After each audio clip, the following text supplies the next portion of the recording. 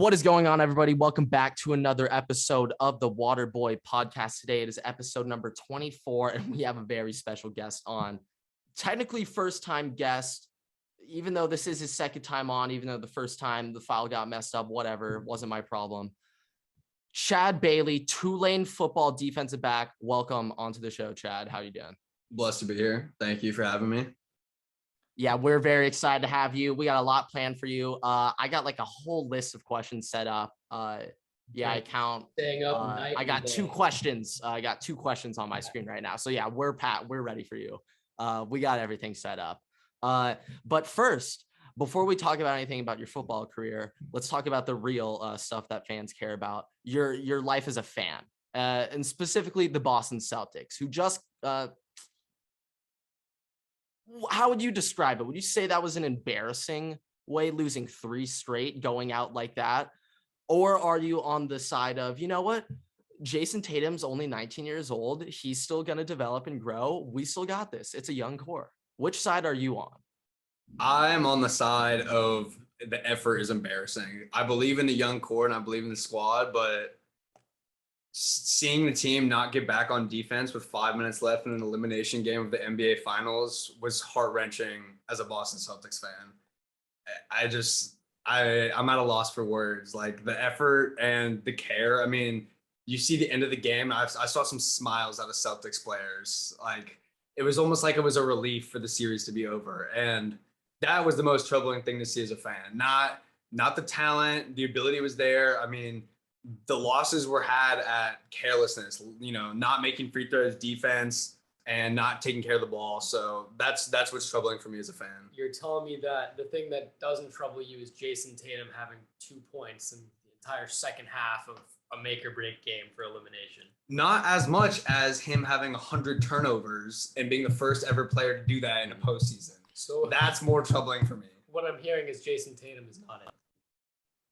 I'm not willing to say that yet, but now I don't know if I'm also not knowing if I'm giving him the Supermax extension in 2 years. Someone will pay We'll him. see. We'll see how he does next year. Now this is the whole playoff series. I was sitting there like, why do they not give Jaylen Brown the ball more? I'm like, let Jaylen Brown just be the primary guy on offense. And then like I watched Jaylen Brown, like especially against the Warriors, he can't dribble. And so like it's a little tough having him be your go-to initiator on offense. So like Jason Tatum was the only playmaker on the team. Like Marcus Smart is not going to be running your offense. Like Derek White can't shoot. Like Peyton Pritchard, I swear to God, did not hit a open 3 the whole series. Like, no, we don't have a point guard. We sacrificed the point guard for wings. We wanted to play with wings and bigs, so we got rid of a point guard, and we saw what transpired in the NBA Finals and how that hurt us. We didn't space the floor properly and take care of the ball. But I think Tatum can get there. Now, this was something I was thinking. If I'm not saying this is the answer, but if the Celtics had a guy like Jordan Poole who can create their own shot, like a third scorer who can dribble, unlike Jaylen Brown, someone who can make their own shot, get other guys on offense involved, get some dribble penetration in the lane, get guys collapsing on them, get guys open shots. Tatum was doing that, but when he's the only guy who can do it, you just focus on him. Jordan Poole's 2 dribble hesitation go-to move is going to be shut down with I'm not saying Jordan Poole. I'm saying some guy who can create their own shot, a guard preferably, who can get looks for other guys. Like a Jordan Clarkson. A little more shooting, but something like that. Tyler Hero. I'm not sure if Tyler Hero is necessarily that point guard that we're looking for either, but I mean, I don't know. I don't know if there is a guy in the NBA who's a third option who like does that role. Here's the thing. Maybe like Drew Holiday can do that, but I don't know. The Boston Celtics would have won the NBA championship had they taken care of the ball just slightly better, had they made slightly more free throws, and had they given slightly more effort on defense. Like it's not like the plan didn't work. The execution didn't work. I mean, coming from a football perspective, last year, Tulane, we went 2-10. It's one of the worst seasons we've had in history. The plan to win was always there. We watched back. We're still watching our film from last year.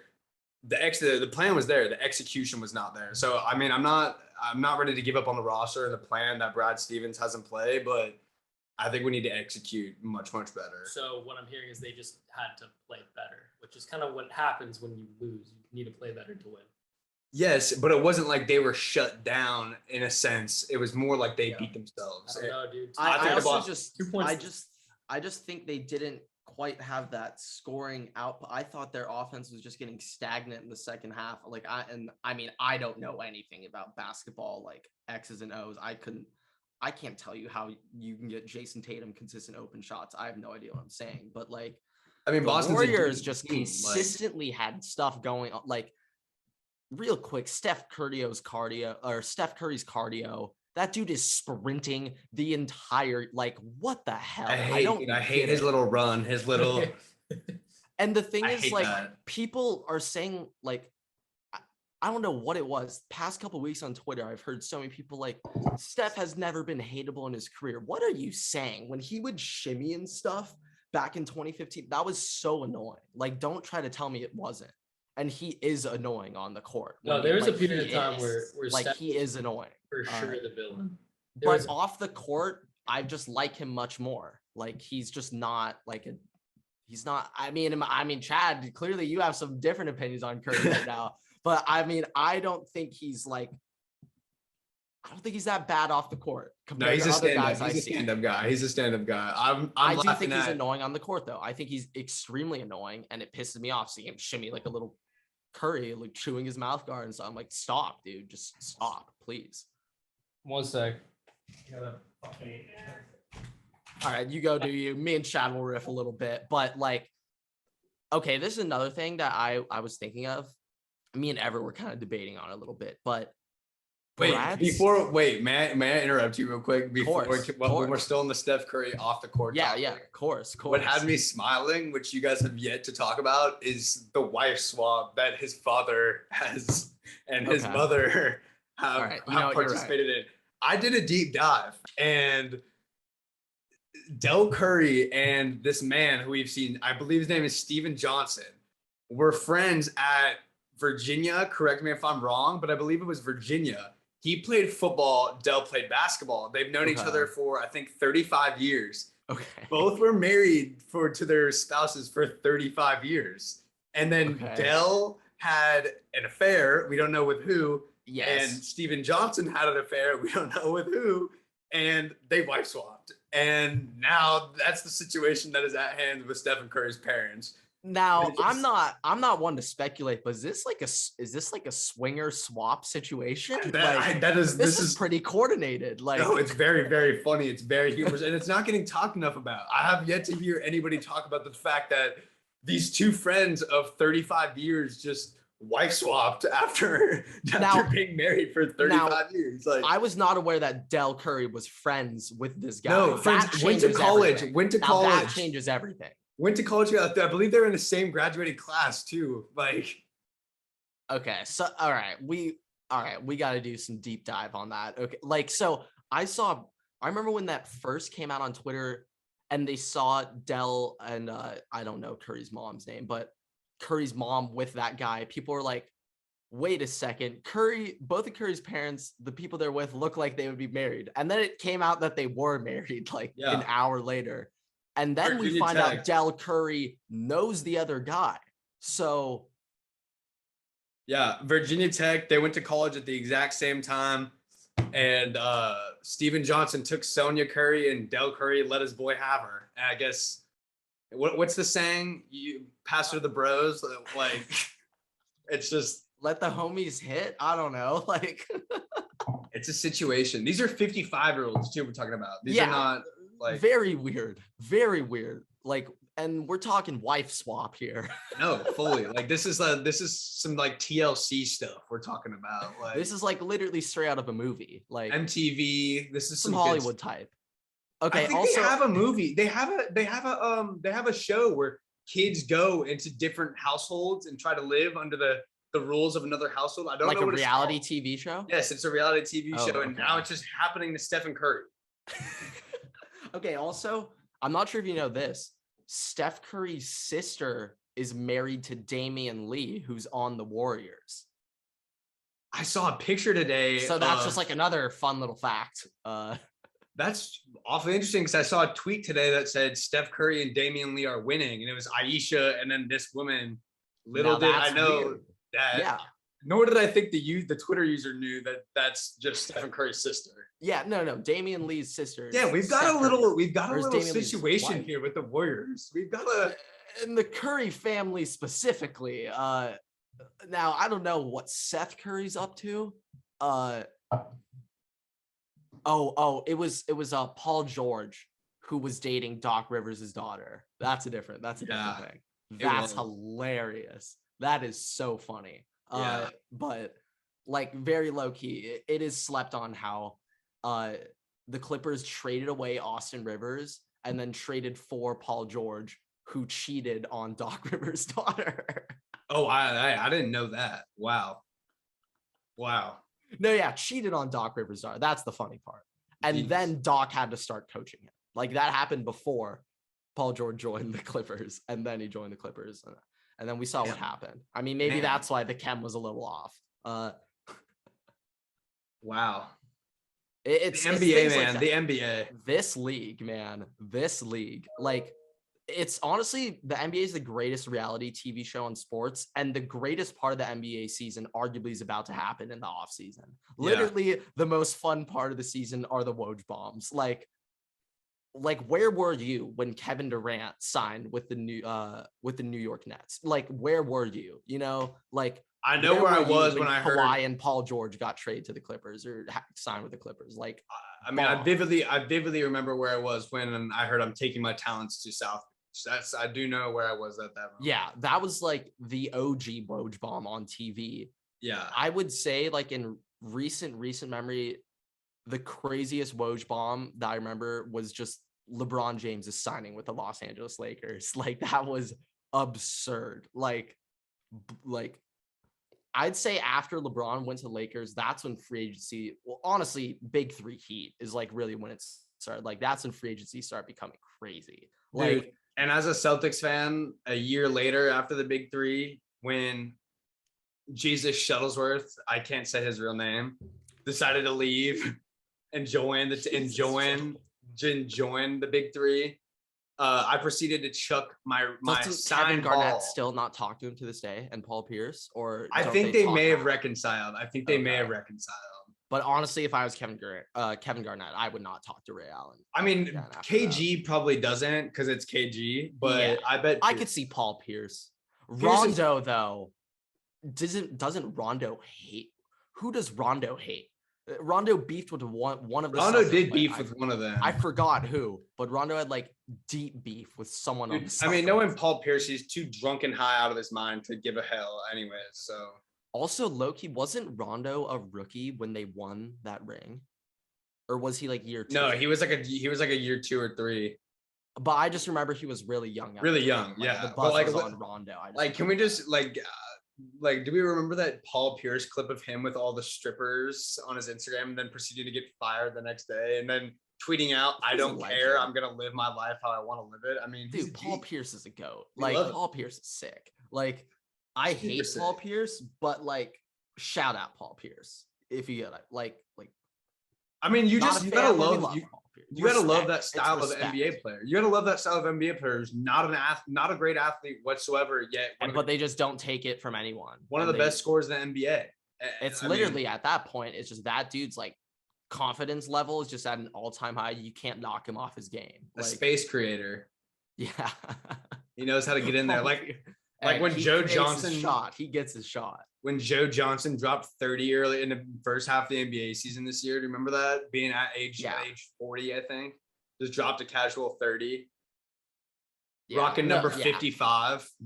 Like, also, it's just the NBA. Like, that's just one league where it's just you can just have dudes casually just go off, and it's just their night, and it's just like, what is like, especially in the bubble when just like. Jamal Murray and Spida Mitch were literally trading 50-point games like every single game round 1, and it's just like dudes can just do that consistently, it's like, all right. And then proceeding to post sex tape on their Instagram stories. Yeah, literally post a video of them getting head on their Instagram story and like not realize until like 8 minutes later. You know, like if you post that and instant delete it, it's like you still messed up, but you get like the slightest bit of like, okay, at least he realized. But like having that up for like 8 minutes and then realizing like, dude, fam, what's going on here? Like Jamal Murray, like your PR team is like, it's the SpongeBob meme of everyone sprinting in the fire break. Like literally that's what was going on in the PR room. Yeah. But I mean, props to him. She's a fine looking young woman. And so, I mean, you can't bag him too bad. I mean, he's just a young guy in the league and he's chasing things other than money, you know, just a young guy in the NBA. Which I have more for later, but okay. This is something I was talking about this with Everett the other day. Brad Stevens going to the GM role, Udoka coming in as head coach, taking them to the NBA finals. Now I could be wrong where I heard this, but I think I remember Brad Stevens saying, like, at the end of the day, this group of guys, Tatum, Jaylen Brown, I can't get them to that next level just as like a coach, like motivator, whatever he was saying. He's like, I just can't get that next level out of these guys. But he was like, Udoka can, and he can get Jaylen Brown, Tatum, I don't know how, he can get them to that next level. And so I think Brad Stevens right now, we'll actually get to see how smart of a basketball mind he is as a GM role. I think what the Boston Celtics do this offseason, in my opinion, they need to make moves or else you can't be static in the NBA. No, they're going to make moves. My example is look at the Phoenix Suns last year. What moves did they make in the offseason? I think they only got rid of PJ Tucker. I think that's the only thing that really happened. And look where that got them, getting bounced round 2 to Luka. And yes, Book was hurt, but now Ayton wants out. But the Celtics, in my opinion, you got to make moves right now. And Brad Stevens, in my mind, we'll see if he really is that basketball mind that everyone's been claiming he is, this genius basketball mind. And I think he has the opportunity to actually show it here more than he can as a coach. So I agree. If the Celtics had to get like either one player, like just in general to improve their team, like who would you want that to be? What would you think like the best ideal like grab, like the number one grab for the Celtics would be this offseason? Yeah, it's like obviously they can't get like a crazy star or anything, but it's like it in a crazy world that like I don't know if they just had like Bradley Beal. Like, well, I think it's so. I think one thing that's really important is to evaluate where Robert Williams is with his health. If Robert Williams is the X factor for me for that, I think if they can't.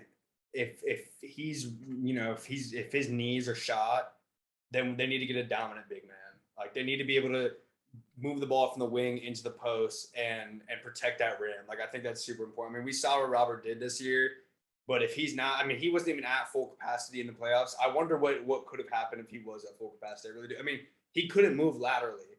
He'd trot down the court and then just jump up to 13 feet high and block shots. Like, and twice a game, it looks like he would like snap his ankle in half. And you're like, how is he still playing? Yeah. And he's just like trotting out there. Because I truly do, honestly, I really do believe that Jason Tatum can be that facilitator. But I mean, that has he needs some more help though. He needs another scoring presence other than Jaylen Brown, in my opinion. And it's like I'm not sure how many 20-point games you're gonna have Horford next year. You know, like no, Horford just had that vet kick at the end. Like he wanted that shit. Like he just had. That's what I'm saying. I'm saying like if we had a big man who was able to do stuff in the post and be a stretch and knock down shots from the perimeter, I really think that would be. That's so rare though. In the like, there's only. It's common now. It's more common than you think now. Starting caliber centers that can do that, it's very, very like few and far between. I think it's more common than you think. I think there's a lot of centers who can whap threes now. Well, yeah, they can whap, but are they? And they don't even necessarily need to be good at whapping. They just need to spread the court. Well, yeah, but like, there's centers that can do that, but they're more or less like coming off the bench. Like the bigger thing is like if you want a solidified starter at center who can play out on the perimeter and shoot and knock down threes, like they also need to be able to play defense. They need to be able to rebound.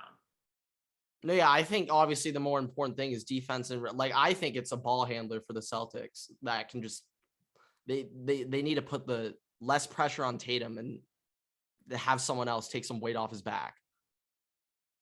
I just don't know. I don't know who that answer is. Like, I'm not sure what their cap room, their cap salary is looking like. I'm not sure what they can do right now. But it's just going to be tough because you want to have Marcus Smart, Jason Tatum, and Jaylen Brown all at the floor at once starting. Yes. So if you pick up another ball handler, that only leaves one. We're not. It's you're committing to the wings. Like, so it really depends. I'm telling you, it depends on Robert Williams' health. Like, if they're gonna commit to Robert, then the ball handler idea is good. If they can't commit to a Robert, then they might want to get something else. Well, like also one thing, yeah, you can go. Player to put off the bench, because like a lot of teams that do very well, like a guard off the bench. Yeah. I mean, that's what. Peyton Pritchard ain't it. But then it's harder. But then it's your style changes with lineups, which is hard to do sometimes. I thought when the Celtics were winning when they were up 2-1 early in the series, for me, the big difference was they were just destroying Golden State on the glass, just absolutely dominating them on the glass. And it's like they were getting so many second chance looks. They were denying Golden State second chance opportunities. And it's just like things like that, like when the Warriors aren't making shots, like that's how they're going to be winning games in like dominant fashion. Yeah. And I think they still can win. The thing is, next year, though, it will not be as easy of a walk back to the NBA Finals for the Boston Celtics. No, it will not. Like Middleton back, and I mean, we'll see what happens. I mean, Sixers maybe they shake. They're living and dying by Jason Tatum, which is just like really difficult to do after seeing that performance. Like living and dying by someone who was the first player to turn the ball over 100 times in the postseason is just like somewhat a recipe for disaster. So it's just like there's definitely some. I mean, there's a lot of ways that the Celtics can go. I don't necessarily know what the best is or what my pick would be as a fan. Like, I love Jason Tatum, but it's just really gonna like I'm not a hater, but you can't lie at the numbers. Like as Everett said, 2 points second half, 100 turnovers. Like that's just like his I mean, one thing that like just like crushed me was he dove for a ball. I think it was game 4. He dove for a ball into the, going out of bounds, trying to save the ball. Didn't even save it. It ended up going out of bounds and got a standing ovation because it was like their star player made an effort play. I mean, what type of day and age are we in in the NBA when your star player gets a standing ovation for diving for a ball? Like, I mean, is that not the expectation? I mean, you're supposed to be the leader. It's just weird how those types of plays are for bench players and scrappier players and for guys like Marcus Smart, but that can't be for your number one. Like, and that kind of just shocked me seeing fans blow up out of surprise and being like, oh, we're so proud of Jason Tatum for diving for a ball, when personally, I think that should be the expectation. I think your number one should be diving for balls. I mean, you're diving for a ball. You're not taking a charge on LeBron James. Like, yeah. Not Cam Newton. Not Cam Newton. Yeah, Cam Newton doesn't dive on the ball. And I was sorry. And we saw what happened. Yeah, and I guarantee Cam Newton to this day regrets not diving on the ball because he's been clowned for that sin. Like literally his career. I mean, yeah, what did he say? He said it was for my career. His career still went nowhere after that game. Anyway, he said I made a career decision. It was like, dude, the Super Bowl is the career. Been since then. I mean, so that's what I mean. Like that right there, like, is just a problem in the NBA. Like overall, a theme of like not having an expectation for everybody on the team to give 100% effort and be willing to sacrifice her body. Like, so I don't know. We'll see. Like the living and dying by Jason Tatum's tough. I personally don't love it, but we'll see what Brad decides to do. Okay. Off the NBA finals, I got 2 other NBA things before we get into these other topics I want to go over. First thing is Kenny Atkinson absolutely just did the Hornets dirty. He was supposed to be their head coach. The assistant head coach for Golden State Warriors, Kenny Atkinson, was supposed to be the head coach of the Hornets, and he backed out of that after they won the chip. So the Hornets no longer have a head coach. Fire. Dude, what is Fire. going on in Charlotte? I mean, we've got Montrez getting arrested with pounds of weed. We've got LaMelo dating a 40-year-old. We've got the Hornets are wild. PJ Washington paying that mass amount of child support. Miles Bridges wilding on his Instagram story. Dude, also, the Hornets are actually wild. No, the Charlotte Hornets are playing basketball as a day job. Who owns them? Michael Jordan. The Charlotte Hornets are playing basketball as a day job. Like, literally. They are not basketball players. Miles Bridges is a great rapper. His newest song is really good. Like, I can't wait for it. Dude, you cannot be posting the double styrofoam on your story though. With the joint, come on. Like these dude, guys. What are we doing? I mean, you got an image out there to protect. And I mean, the PJ Washington also cannot be overstated. But also, like, image to protect. They're maintaining their image right now. Who's driving with 3 pounds of weed? 3, not ounces. Pounds. Not ounces. Pounds. That's like some cartel so much movement. Legitimate, like Pablo Escobar weed transportation. I don't even know deals. He's doing something. Now they don't have a coach. Yeah, they don't have a coach.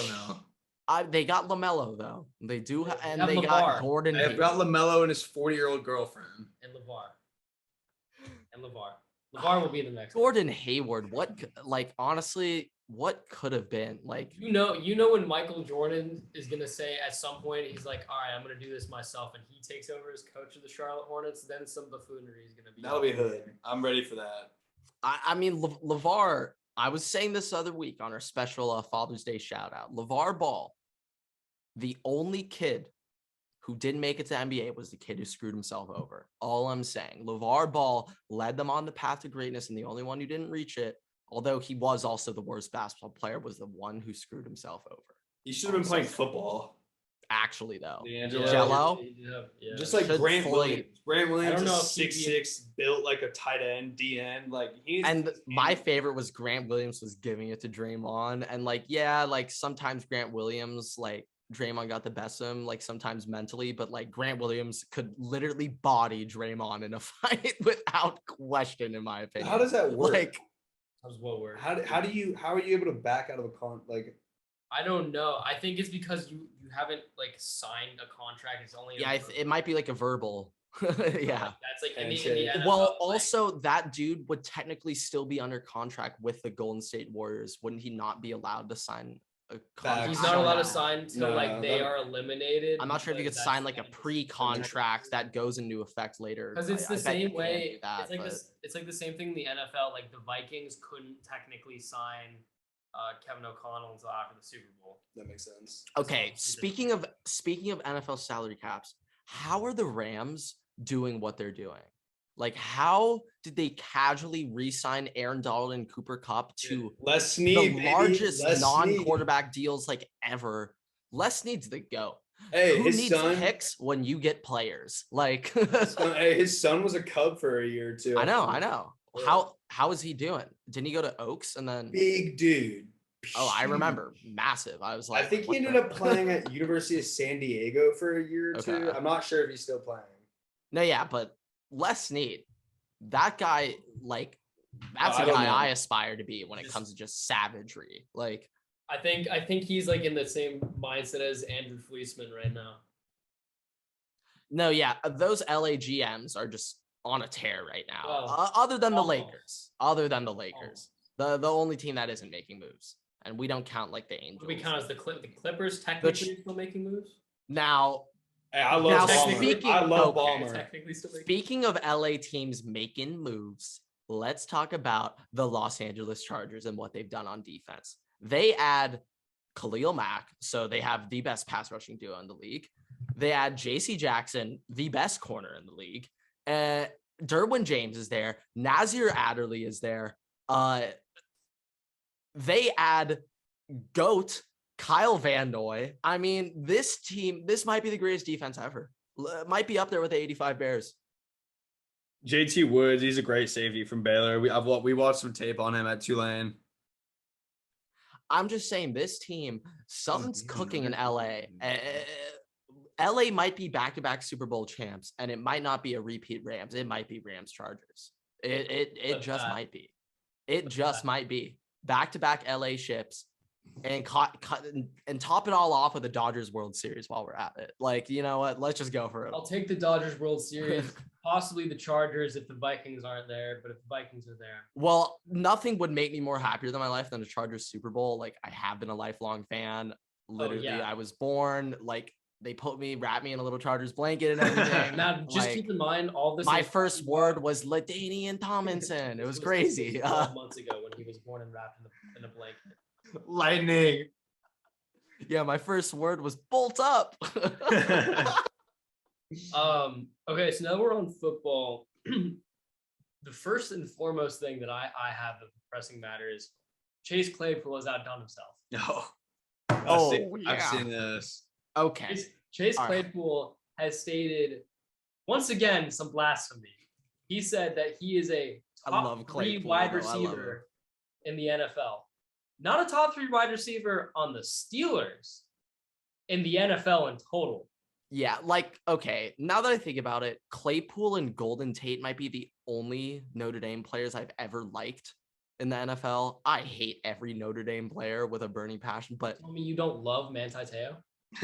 Actually, I do. I'll take that back. Manti Te'o also earns a Manti almost Te'o as almost you love him almost as much as his fake girlfriend. His catfish, who just like was just a dude who just like I think he was just like a big fan of Manti Te'o and just wanted to talk. Manti Te'o does have a real girlfriend now, though.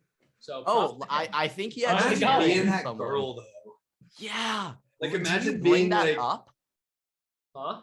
Do you bring that up to him? No, you avoid that. I feel like you just. I feel like he would casually bring that up and be like, "Oh yeah, like, you know, remember when that whole girl thing happened with me?" It's like, no, Manti, what are you saying? Like, what happens when you text a group chat and you're like, "Girls, like, I'm dating Manti Te'o now," and they're like, just send screenshots of articles from Adam Schefter. Just exactly. He's changed. We'll say he's changed.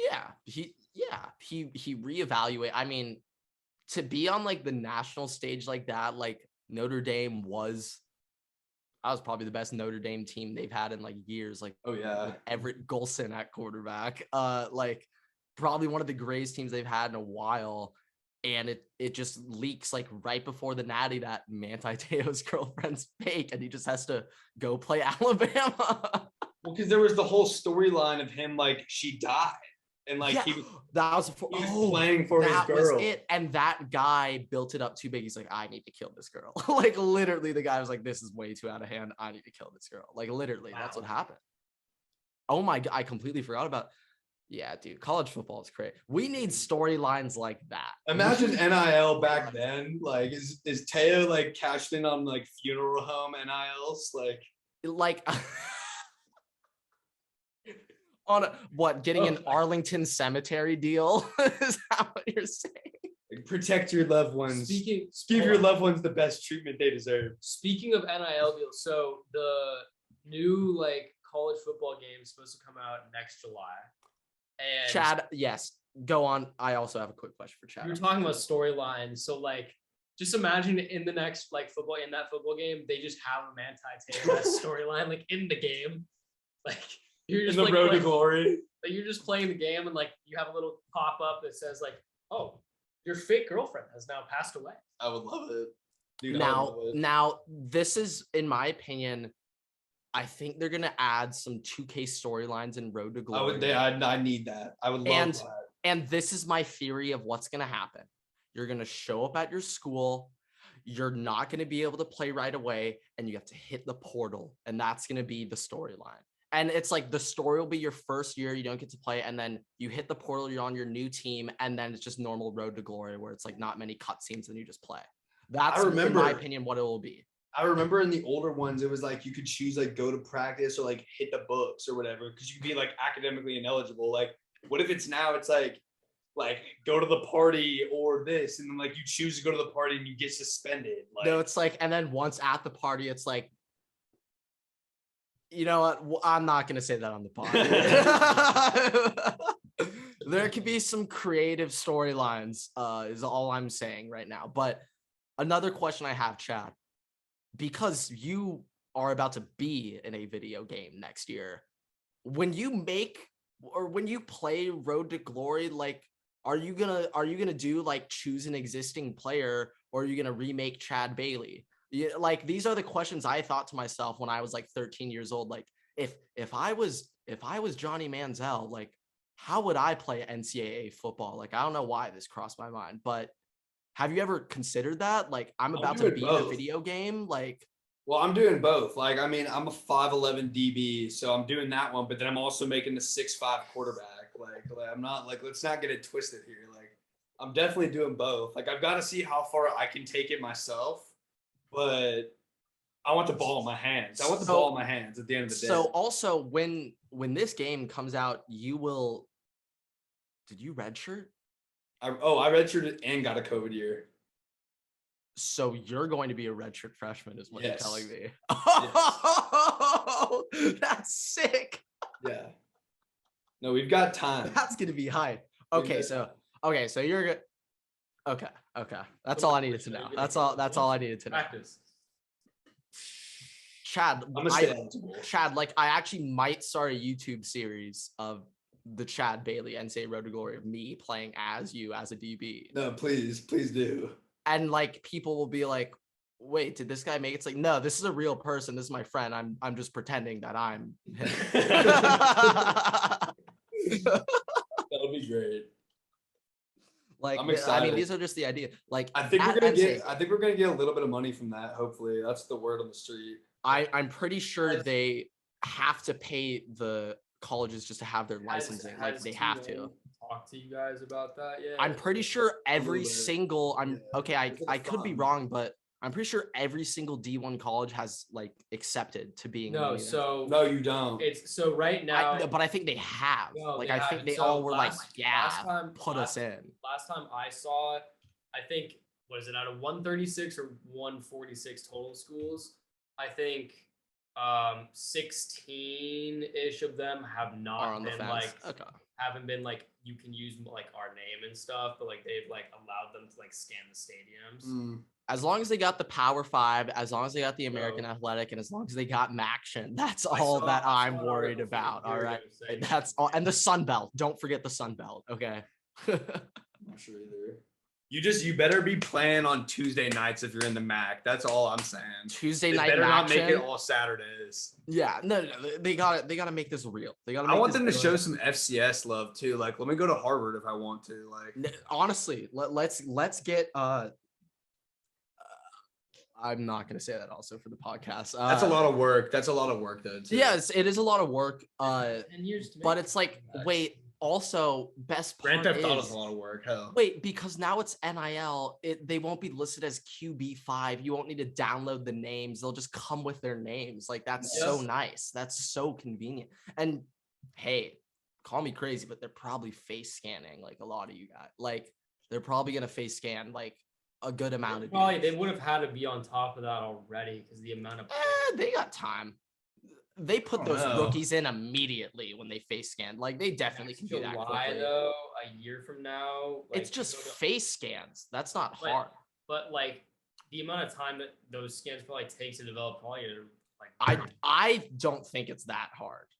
I bet by now. I mean, they've been doing it for what? Like, I mean, if they are face scanning now, I think they can do quarterback and Dorian. No, that's what I'm saying. No. I mean, like, Chad, if they don't face scan you, like, I'll sue. But like. It's like, yeah, like, I guarantee you the Alabama play, like Bryce Young, well, I guess he won't be in the game at the time, but Caleb Williams will have a face scan and Quinn Ewers will have a face scan. Miller also better have a face scan, I'm just saying. Like obviously Quinn Ewers. I just hope they don't use Madden, dude. That's the big word on the street right now. Yeah. They might use the Madden engine. Yeah. So if they do that, like, I will obviously just like playing it more than Madden. I just hate Madden. It sucks. I haven't bought a new Madden since 17. Yeah, I mean, I can't say the same thing, but yeah, like Madden, it is a rinse and repeat every year, and it's just kind of like, we got to get some variation here. We got to get some things going. I'm going to get into my little Ohio State take now. So about 2 hours ago, Ohio State landed the number 2 wide receiver in the class 2023, 5-star Brandon Innes out of American Heritage. So they signed him, and then yesterday they signed other 5-star wide receiver on his 7-on-7 South Florida Express team, Carnell Tate, who decommitted from Notre Dame, now at Ohio State, was rumored to go to Tennessee. Tennessee fans are heated, but I just want to come out and say this. Brian Hartline right now is the best recruiter in college football. This man's hit rate is so high. From day one, this man has consistently produced or consistently landed top recruits every single year. And he's now finally able to show off his recruits as number 1 draft picks. And I will count Terry McLaurin as his pick, even though it was round 3. And look at Terry right now. Okay, I'm going to go into a little breakdown of the past recruits Brian Hartline has had.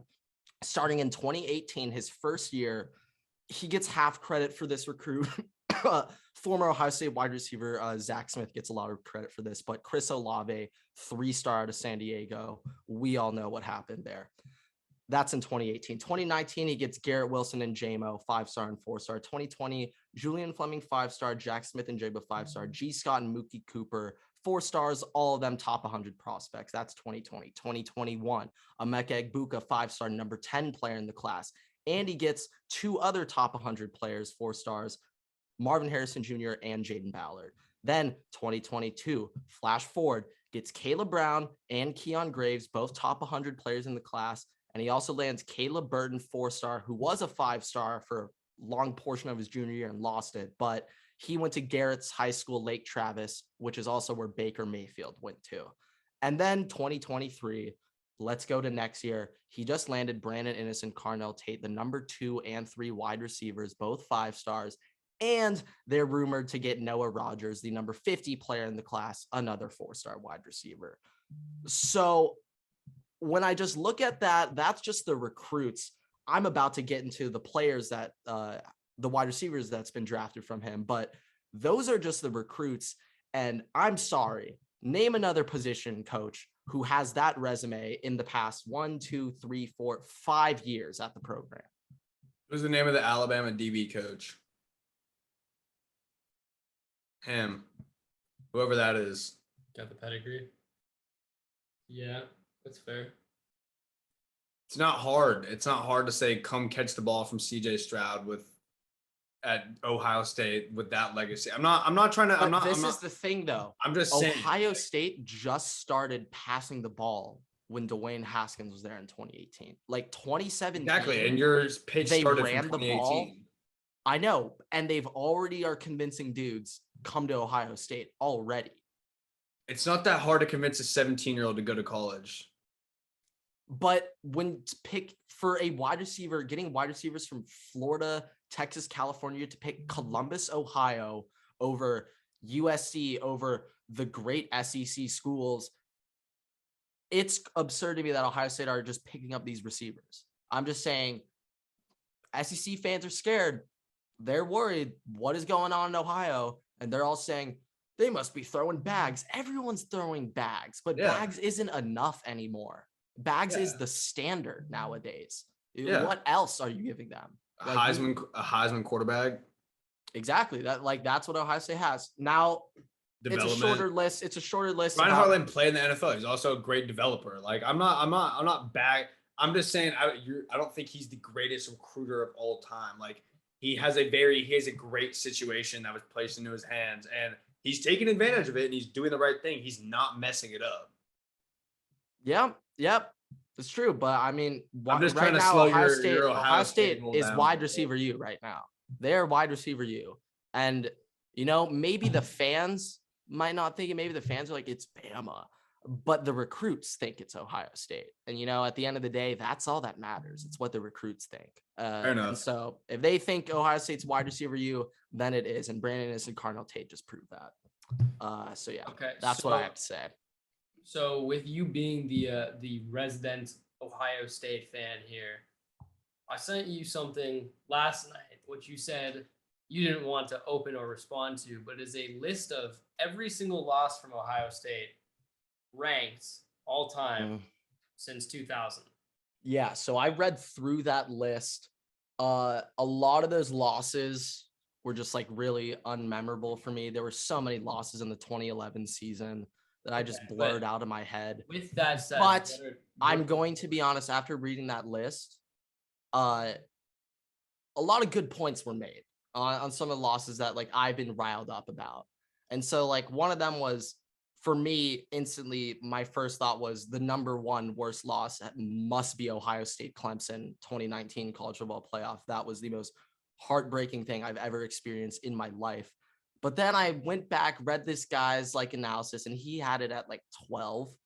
And he was like, are you more mad about this game, or are you more heartbroken over your love for the team? And that's what it more so like.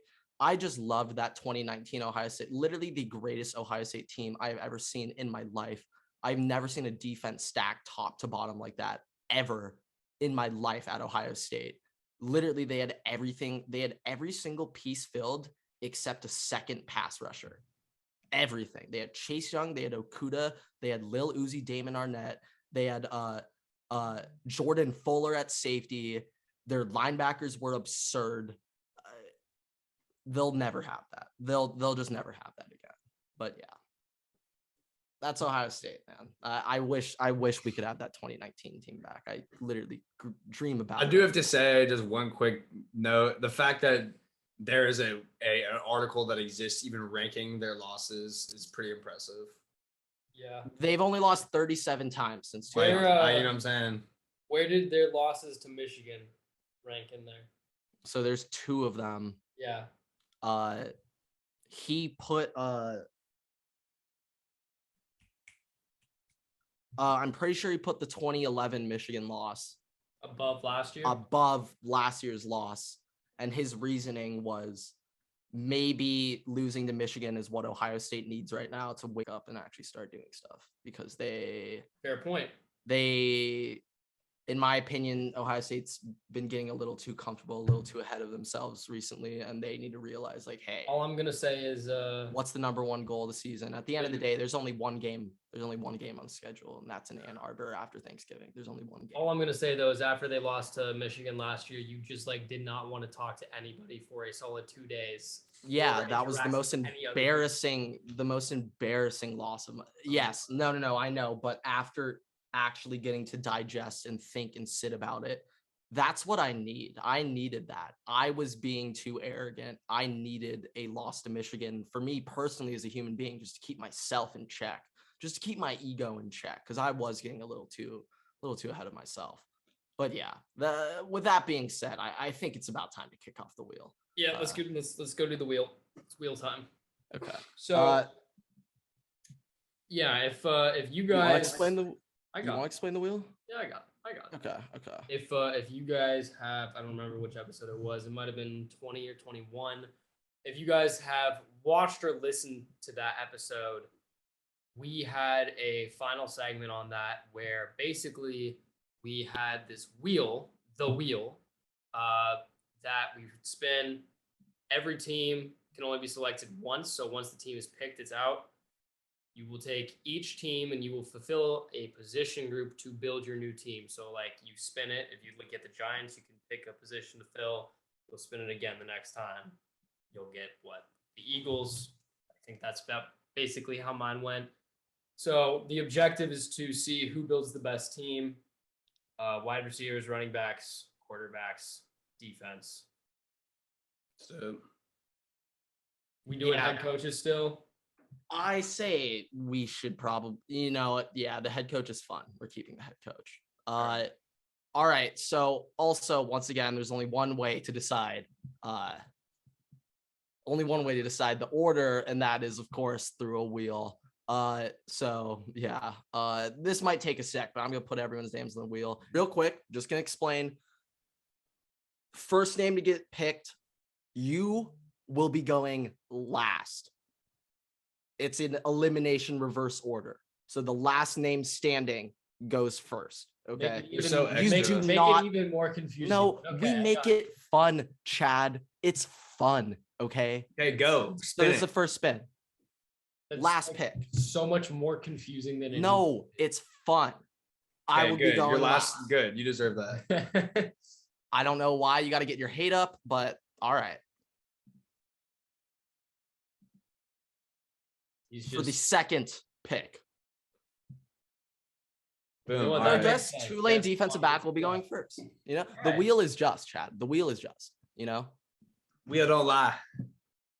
Grant, if the wheel told you to jump off a building, would you? Well, the wheel's just, and it would never tell me to jump off a building.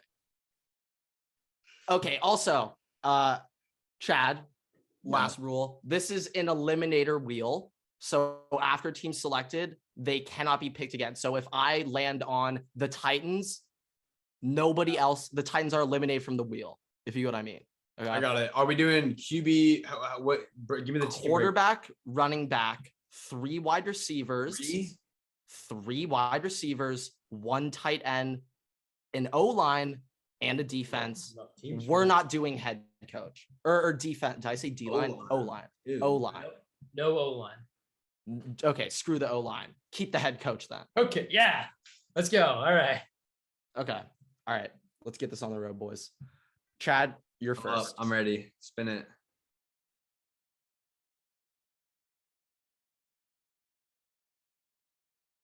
The Minnesota Vikings. My eyes. Come on. Give me Jay Jettas. Okay. I was about to say, come on, man. It's not that hard. Fair enough. Fair enough. Okay. I'm reading my way to victory. You're up. It's off to a better start than I had last week. The wheel. No O-line, right? No O-line. The wheel just kind of hates me. Did I just land on the Seahawks? I did. The Seattle Seahawks. I will take DK. Actually, I'll take Tyler Lockett. I'm taking Tyler Lockett. Fair. Why? Dude, Tyler Lockett is like DK can't catch. He's so old. No, Tyler Lockett's like 29. All right. Give me that bad man. Give me the bad man. Jordan Love. Jordan Love. Jordan Love. Hey, he said it. I think they think that locks it in though. Just saying. All right. I mean, this should be a snake in theory, but whatever. You know what? Is this going to be a snake or does... I think it's got to be a snake. All right. Give me McCaffrey. Everett, your wheel. Don't worry. I'll get the Jets in a second. I swear. Solid defense. I mean, Titans. I'm going to take my guy, Derek. King Henry. All right, Chad, you have double picks now. Okay, I've got a receiver.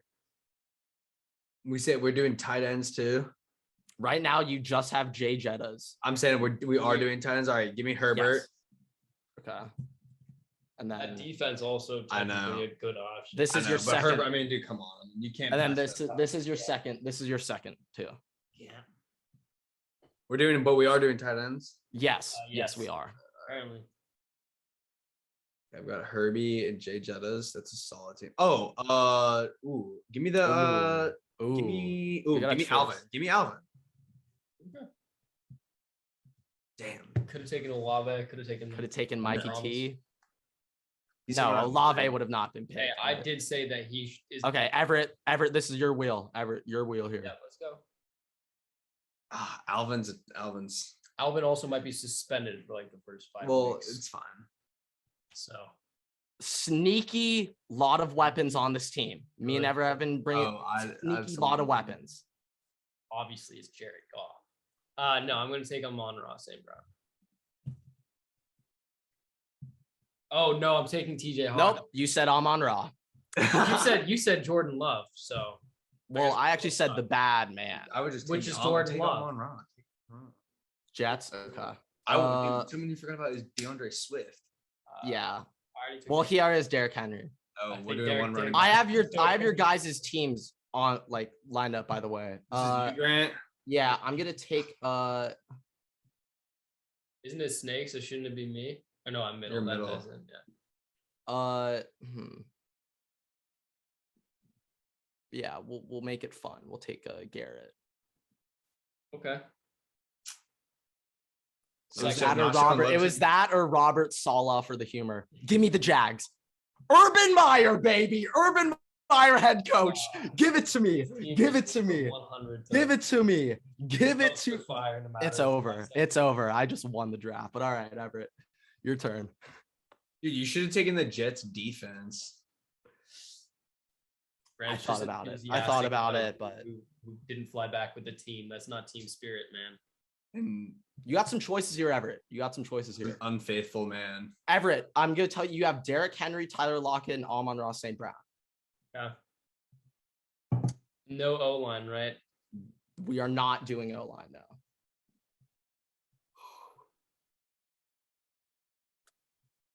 I'm just gonna take Russ. Just gonna let Russ cook. All right, double pick for Chad. This is the first. I've got Alvin, Jay Jettas, and Herbie. Yeah. G Herbo.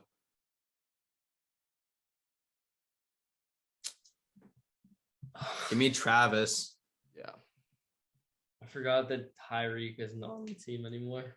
He's a fan. Yeah, that's a Dolphins pick now. You have two wide receivers, a defense, and a head coach. Marquise isn't there anymore. I actually don't know what wide receivers on the Ravens anymore. Shad Bateman. Give me the defense. Yeah, I was about to say. Or Harbaugh. Or Harbaugh too is a good pick, but I'll take the defense. Defense? Okay. Everett, your pick. You need a wide receiver, tight end, defense, and head coach. Okay. I need two receivers. I'm just stuck with receivers now. Yeah. Oh, and head coach. Bears.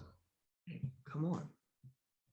Are you going Tulane? Yes, come on. Yeah, you going Tulane? Get the boy, dude. Get the boy. Okay, my double pick now. Come on, give me some. 11 to the moon, baby. I need receivers, dude. I need receivers. Oh, he's so small. It's crazy. That's not what I want. We're gonna take. No, I know. That's what I'm saying. That's crazy. We're gonna take the Giants defense. Yeah, Urban Meyer with the Giants defense. I can't think of a better combo. Nasty. Okay, wide receiver, tight end here. Dude, no. I have two receivers left, right, and a head coach. I know. Nikhil.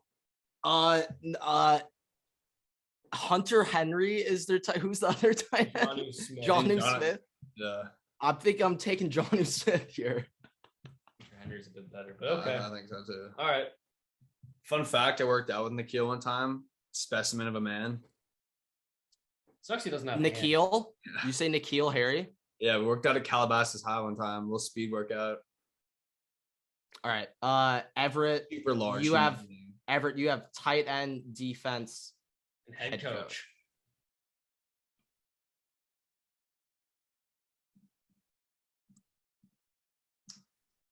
I mean, that defense isn't bad. No, it's not. It's not that bad. There's one position group on the Eagles that you need that I love, but that's just me.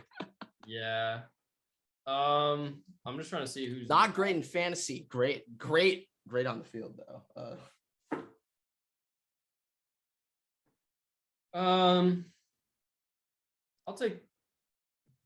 I'll take Dallas Goedert. Good. Yeah. Chad. Give me Dallas. What do I need? Two receivers and a head coach, right? You have a double pick here, Chad.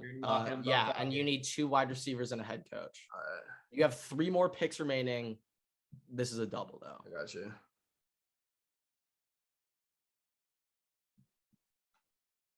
The Browns. I have an inkling where we're going to go with this. Amari Cooper's on the Browns? Yeah. Well, obviously I'm going to take him. I feel like I'm cheating with you guys telling me, but... No, it's okay. It's the wheel, man. It's the wheel. It's the wheel. He's a UPenn alum. Stefanski's a UPenn guy. Oh, is he? Yeah. He was there one time when I was visiting. Fun fact, I was committed to UPenn at one point in time. Oh. All right, this is your next. This is your next. No, I'm here. You need wide receiver and head coach. Oh my God. Damn it, dude. You won. You won. That's like, damn, dude. Your team is Mike McDaniels? crazy. Yeah. No.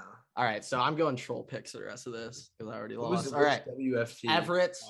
Everett, you need a defense and a head coach. This is your second to last. Okay. Dude, I won this draft. Yeah, no, it's already over. We're going for fun for me. All right, you want the Texans head coach or their defense? So do I want Lovie Smith or do I want?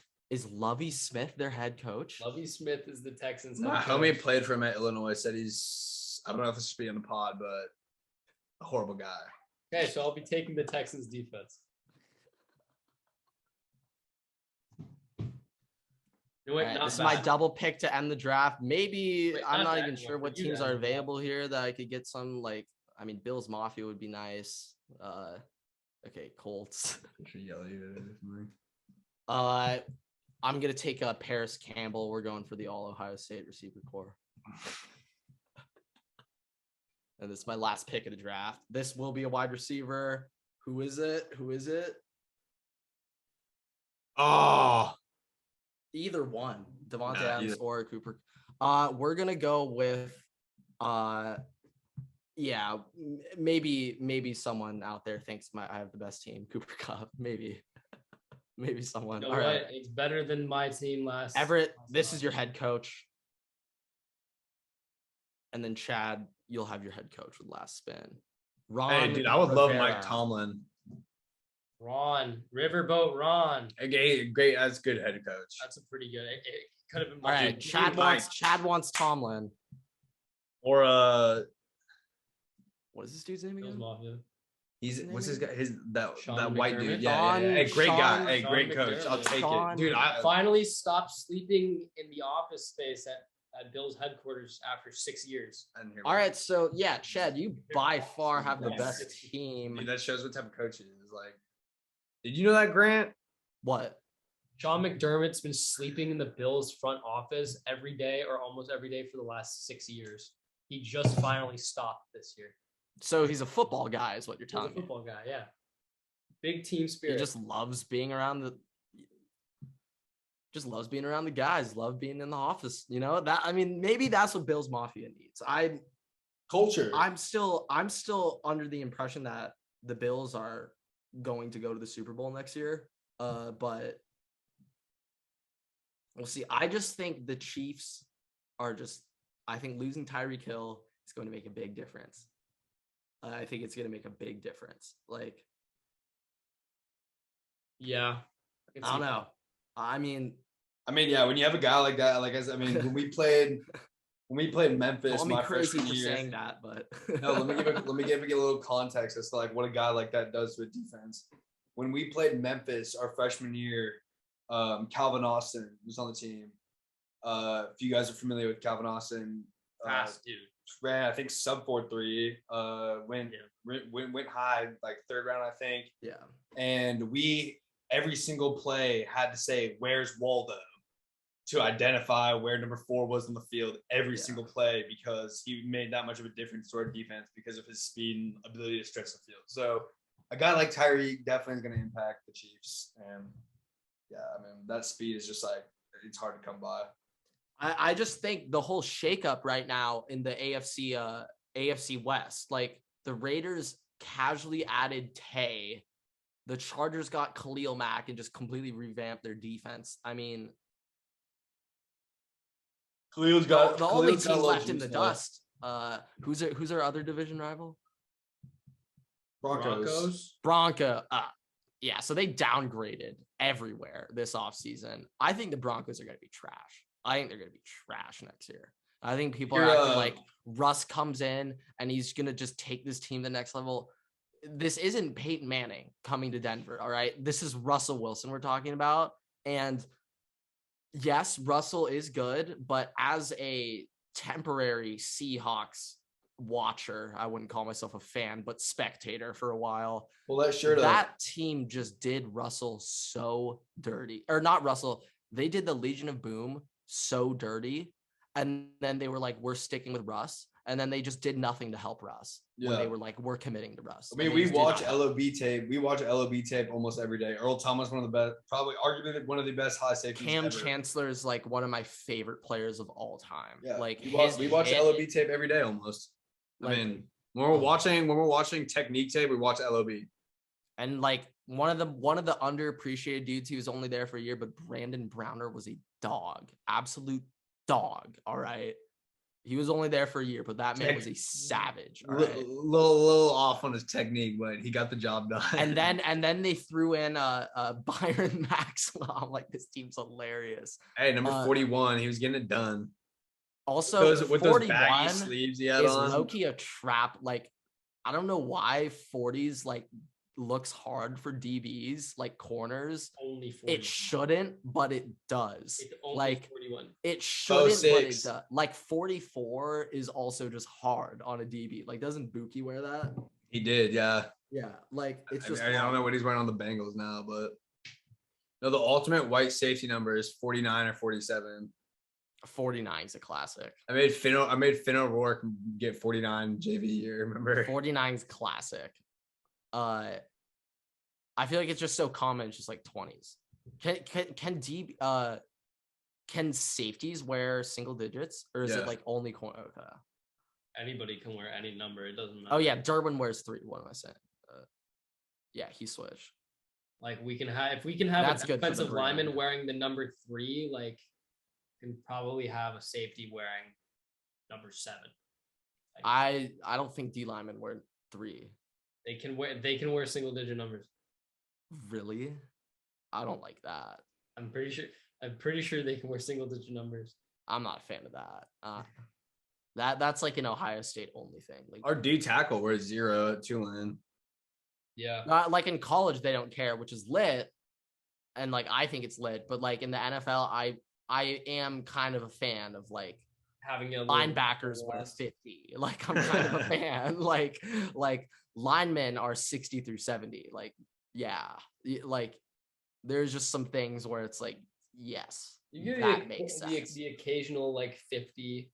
Like D linemen are in the 90s. Like that's just a thing. Or like, unless you're James Harrison, you're a linebacker wearing edge. Yeah, same thing. Like edge 92. Was that?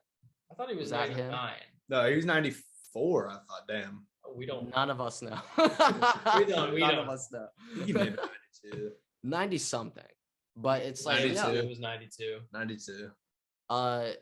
No, but it's like, I mean, like Bosa's out here repping 97. Like those biceps. You need high numbers like that. Like God's Lawrence Taylor repping 56. That's tough. Over James Harrison right now. You know the dude James Harrison, when he works out to make sure that nobody else like kind of like is like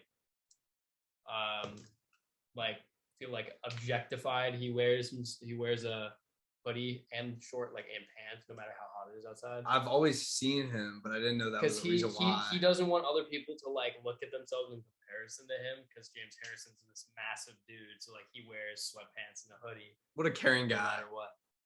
What a caring guy. Yeah, James Harrison, he just does everything the right way, the Steeler way, as some would say. Dude, Mike Tomlin, I want him to win another championship. NFL, Minnesota guy. NFL be interesting. Like I was also saying this other week, this is just a weird part. Well, because you're playing in football, it's not that weird for you. But like, just in terms of a fan perspective, this is kind of like a dead portion of the year when it comes to what's going on in the sports world. Like right now, literally baseball's the only thing on, and like golf on the weekends if you're into that. We should have the World Cup, but I don't want to sound bigoted. I'm going to hold my mouth. Yeah. It should be going on right now. The World Cup should be happening right now on a normal year. But props to Qatar. I'll be honest though, it is lit. It's good scheduling that they do have USA England the day after Thanksgiving on Black Friday.